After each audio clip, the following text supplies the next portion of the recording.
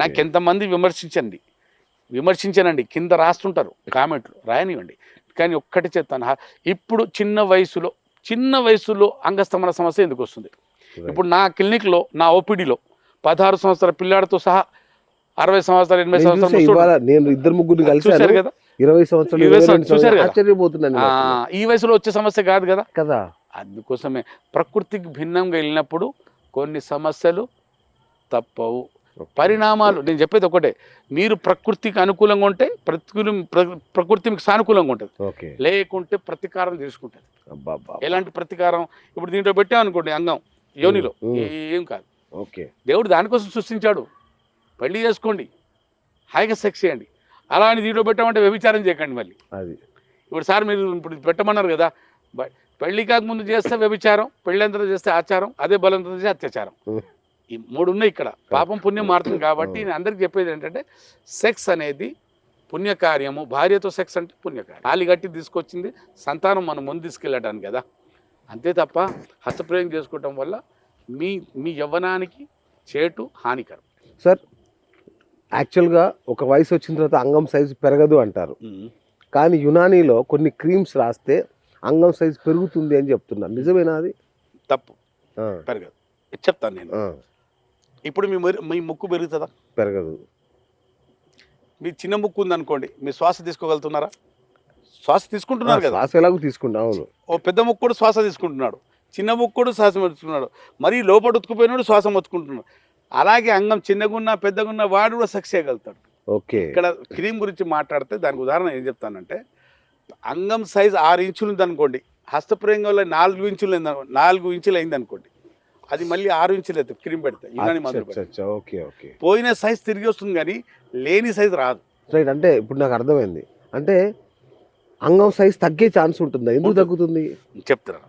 అంగం సైజ్ తగ్గడానికి ఏంటంటే, అంగం సైజు తగ్గడానికి కారణం ఏంటంటే, అంగం వైపు రక్త ప్రసరణ సరిగా జరగకపోవటం వల్ల అంగానికి రావాల్సినంత ఆక్సిజన్, కావాల్సినంత ఆక్సిజన్, న్యూట్రిషన్ దొరకకపోవటం. మేల్ హార్మోన్ తగ్గిపోవటం, టెస్టోస్టెరాన్ హార్మోన్ తగ్గిపోవటం. అతిగా హస్తప్రయోగం చేయటం వల్ల సెల్యులార్ డీజనరేషన్, అంగం పైన ఉన్న ఈ మజల్స్ డీజనరేట్ అయిపోయి సైజ్ తగ్గిపోతుంది. ఓరల్ సెక్స్,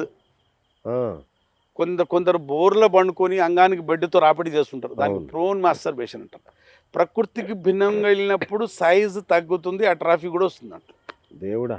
సో చాలా మంది మగవాళ్ళు ఎదుర్కొనే అతిపెద్ద సమస్య ఏంటంటే అంగం సైజు. సో సైజు ఎంత ఉండాలి, ఎంత ఉంటే స్త్రీ సుఖపడుతుంది, ఈ విషయంలో మగవాళ్ళు చచ్చిపోతున్నారు. కొంచెం దాని గురించి ఒక స్టడీ ఉందండి. ప్రతి మగాడంట తన అంగం సైజ్ తీసుకొని ఏదో ఒక్కసారి లైఫ్లో దిగులు పడతాడట. అవును. అరే నేను సైజ్ సరిగా ఉందా లేదా, నేను సాటిస్ఫై చేస్తున్నానా లేదా అని భార్యకు అడగటం కూడా ఒక హేళనగా ఫీల్ అవుతాడు, నామోచిగా. లేదంటే నాకు ఇబ్బంది పాలవుతానని భయం. కానీ ఇవన్నీ పక్కన పెడితే నా అనుభవం 32 ఇయర్స్ అనుభవం ఏం చెప్తుందంటే, మీ సైజు 2.5 ఇంచులు ఉన్న అంగం లేచాక, మెత్తగా ఉన్నప్పుడు ఎలా ఉంటే పక్కన పెట్టండి, అంగం లేచాక 1, 2, 3 ఇంచులు అండి, ఇంత ఉంటే మోర్ దెన్ ఎనఫ్. చాలు. ఇప్పుడు ఎందుకంటే ఇప్పుడు చూడండి, యోని లోని భాగం అనుకుంటే ఈ 2.5 ఇంచు 3 ఇంచుల లోపటే వాళ్ళకు సెన్సిటివ్ నర్వ్స్ ఉంటాయి. వాళ్ళకు అనుభూతి పొందే, వాళ్ళు ప్లెజర్ పొందే నరాలు ఇక్కడ ఉంటాయి. వాళ్ళు అనుభూతి పొందే నరాలు క్లైటోరిస్ ఈ చుట్టుపక్కల ఉంటుంది మొత్తం. మనం ఇలా చేసేటప్పుడు రాపిడి అయ్యే వరకు వాళ్ళకు కూడా భావి ప్రాప్తి కలుగుతుంది, సుఖ ప్రాప్తి కలుగుతుంది. కానీ ఒక కండిషన్, షరతులు వర్తిస్తాయి. అంగంలో నిలకడ, ఆమె సుఖపడే వరకు నిలకడ గట్టితనం ఉండి తీరాలి, వీర్యం బయట రాకుండా ఉండాలి, అది షరతు. సార్ మరి పోర్న్ వీడియోస్లో ఇంత ఉంటుంది ఏంటి సార్? అది కొన్ని సందర్భాలు ఆర్టిఫిషియల్ ఉంటాయి. కొన్ని ఏరియాలు, ఇప్పుడు సౌత్ ఆఫ్రికా ఉన్నదనుకోండి, ఆఫ్రికా ఖండంలో ఏంటంటే వాళ్ళ శరీరం తీరు పెద్దగా ఉంటుంది, వాళ్ళ బూబ్స్ కూడా పెద్దగా ఉంటాయి, వాళ్ళ మహిళల్లో వాళ్ళ యోని కూడా అంత డెప్త్ ఉంటుంది, వాళ్ళ అంగాలు కూడా పెద్దగా ఉంటాయి. పాకిస్తాన్ కొన్ని ఏరియా ఉంది, అటువైపు కూడా అంగాలు పెద్దగానే ఉంటాయి. సైజ్ ఇక్కడ మ్యాటర్ కాదమ్మా, సుఖపెట్టడానికి నిలకడ అంగస్తంభన ఉండి తీరాలి. సో ఇప్పటిదాకా మనం హస్తప్రయోగం గురించి చాలా విషయాలు చెప్పారు. ఒకవేళ చాలా మంది పిల్లలు అడిక్ట్ అయిపోతారు హస్తప్రయోగానికి.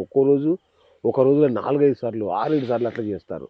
దీనివల్ల వచ్చే అతిపెద్ద ప్రమాదం ఏంటి? ఇప్పుడు మా దగ్గర కొన్ని కేసుల గురించి చెప్పాలండి మీకు. ఆ, అతిగా హస్తప్రయోగం చేయటం వల్ల ఏమవుతుందంటే, నేను చాలా సందర్భాల్లో చెప్పాను, ఇంకా ఇప్పుడు కూడా చెప్తాను. ఒక ఎగ్జాంపుల్ ఇస్తానండి. అన్నం కూర చల్లారిన తర్వాత దాంట్లో చెయ్యి వేసి ఇలా తీసేయండి. గంట వేసే బదులు చెంచా వేస్తారు కదా, ఆ, ఆ చెంచా వేసే బదులు చెయ్యి వేసి తీసి అన్నం సాయంత్రం వరకు పాసిపోద్ది, కూర కూడా పాసిపోద్ది. ఉమ్, ఈ చెయ్యి చర్మం తగలంగానే పాసిపోతుంది. అదే గంటతో తీస్తే చెంచాతో తీస్తే కాదు, పాడగదా, ఏం కాదు. అవును, డికాంపోజిషన్ రాదు దాంట్లో. అవును. ఈ చర్మంలో కరిగించే శక్తి ఉంటుంది. అట్లాంటి ఈ చర్మంతో అంగానికి బాగా రాపిడి చేశాడు అనుకోండి, అసలు దీనికోసం తయారు కాలేదండి అంగం. దేవుడు చేతి కోసం అంగానికి సృష్టించలేదు, యోని కోసం సృష్టించాడు. మనం దానికి భిన్నంగా వెళ్ళి ఇక్కడ పెట్టి కొట్టుకుంటా కుదరదు. ఇప్పుడు నా దగ్గరికి వచ్చే ఎంతమంది నా క్లినిక్లు చూసుకోండి, మీరు వచ్చి 16 సంవత్సరాల నుంచి 80 సంవత్సరాల వరకు, అంటే 40 తర్వాత ఏజ్ వాళ్ళు తక్కువ వస్తారు, 40 కన్నా తక్కువ ఏజ్ ఎక్కువ వస్తారు. అసలు లైంగిక సమస్యలు వచ్చేది ఆఫ్టర్ 40 కదా.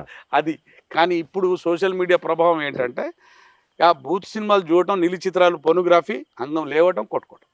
ఉమ్, ఎప్పుడు బూత్ సినిమా చూసి అంటే నీలి చిత్రం చూసినప్పుడు ఒక ఆడది అందుబాటులో ఉండదు కదా, ఉండదు. అవును, తను ఏం చేస్తాడు, కొట్టుకుంటాడు. అవును, ఒకడు పిల్లలు పెట్టి కొడతాడు, అవును. ఒకడు ఏదో పరుపులు పెట్టి కొట్టుకుంటాడు, ఒకడు బెడ్తో రాపిడి చేసుకుంటాడు, ఒకడు హస్తంతో రాపిడి చేసుకుంటాడు. భిన్నంగా అంటే ప్రకృతికి భిన్నంగా వెళ్ళేసి అంగం ఆకారం పాటు చేసుకుంటాడు, పవర్ పాటు చేసుకుంటాడు, టైమింగ్ పాటు చేసుకుంటాడు. ఆ, ఇప్పుడు ప్రథమంగా ఏంటంటే మా దగ్గర ఫోన్లు వచ్చి 3 ఎక్కువ వస్తాయి. ఒకటి ఏంటంటే నా సైజ్ తగ్గిపోయింది, నా టైమింగ్ తగ్గిపోయింది, నా పవర్ తగ్గిపోయింది. ఈ 3 క్వశ్చన్స్ జరుగుతుంటాయి. ఉమ్, తర్వాత వేరే అన్ని ఉమ్, ఈ ఫస్ట్ 3 వస్తుంటాయి. 4వది మన సంతానం లేమి సమస్య, yes. సెన్సిటివ్ పెనిస్, ప్రీకమ్, ఇవన్నీ వస్తుంటాయి. యునానిలో సంతానలేమికి కూడా ఆ, పరిష్కారం ఉందా? ఇప్పుడు మా దగ్గర ఇప్పుడు మా పెదనాన్న ఒక మాట అనేవాడు. ఆ పోతేప్పుడు నాకు చిన్నప్పుడు గుర్తుంది మాకు. మా పెదనాన్న సైకిల్ మీద కూర్చొని సైకిల్ తొక్కుతూ నాకు వెనక కూర్చోబెట్టుకున్నాడు. ఆ చెట్లు కనిపిస్తున్నాయి కదా నాన్న, ఆ చెట్ల ఆకులు నూరి దంచి పొడి చేసిస్తే ఎన్ని స్పమ్స్ తయారైతాయి అంటే, ఊరంతా పంచినా అంత గర్భవతులు అవుతారా, అన్ని స్పమ్స్ తయారవుతాయి అనేవాడు. బా, ఆ స్పమ్స్ ఒక్క మనిషి స్పమ్స్ పంచితే ఊరంతా గర్భవతులు అవుతారా, అన్ని స్పమ్స్ తయారవుతాయి అనేవాడు. ఉమ్. సో అలాంటి చికిత్సలు అట్లాంటి ఉన్నాయి. చెట్లు, అట్లాంటి వనమూలికలు మన ఇండియాలో ఉన్నాయండి. వావ్, దానికి సద్వినియోగం చేసుకోవట్లేదు మనం. అసలు ప్రకృతికి ఆస్వాదించట్లేదు మనం. కరెక్ట్. ప్రకృతిని ఆస్వాదించాలి మనం. మార్కెటింగ్ మాయలో పడి మోసపోతున్నాం. మొత్తం అంతా మాయ. మాయ. ఏదో ఒకడు ఏం చేస్తాడంటే ఆన్లైన్లో చేస్తాడు, తెప్పించుకుని తింటాడు.